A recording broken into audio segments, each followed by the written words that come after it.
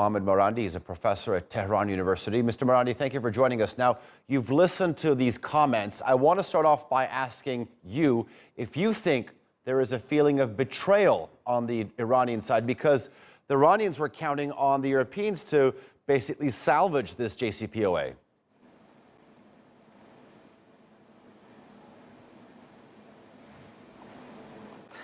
Not really. The Iranians never had much faith in the Europeans. The Europeans are very weak. They're on the decline. Boris Johnson is basically begging Trump to help him out. Britain is in crisis. Brexit is causing huge problems inside the country, but across Europe.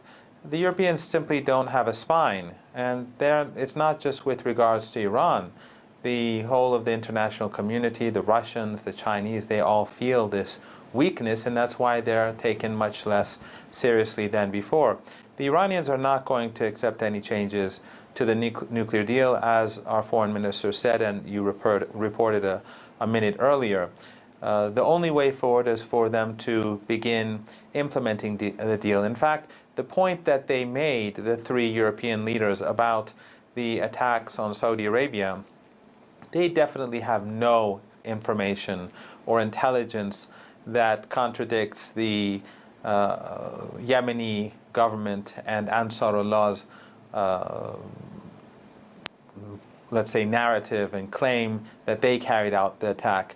They're simply being forced by Trump, and because of their relationship with Mohammed bin Salman, to take this stand, and in the hope that they could put pressure on Iran so that Iran will give concessions with regards to the nuclear deal, but that's simply not going to happen. Okay, so you're saying that Tehran's stance is firm on this. I want to go back to the interview where Boris Johnson also said that, quote, "We are virtually certain that it was from Iran," referring to the September 14th attack on the Saudi Aramco oil facilities.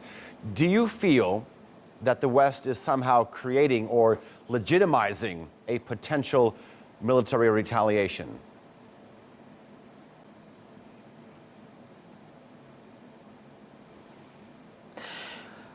I don't think that they're that foolish, because first of all, no one here believes that the attack was carried out from Iran. The Americans have a huge military presence in the Persian Gulf region.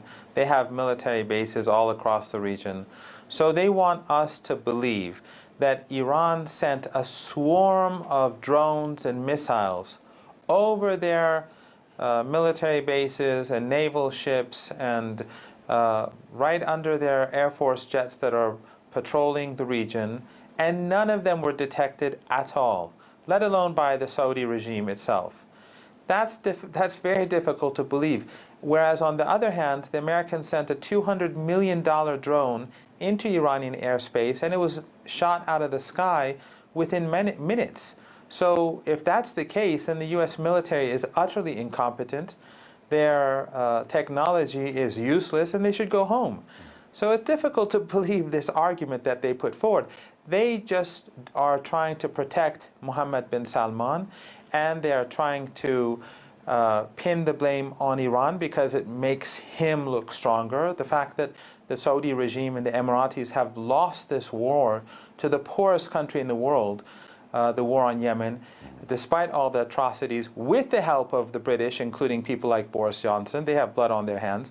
This doesn't look good. This looks terrible for Mohammed bin Salman.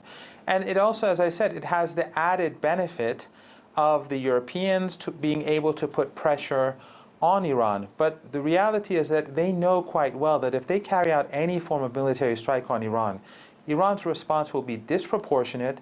It will be devastating to the Saudis and the Emiratis. It will bring down these regimes, and the Americans will not be able to control the situation. Millions of people from the Arabian Peninsula will be moving towards Europe. It would create a global economic meltdown because there will be no oil coming from the region.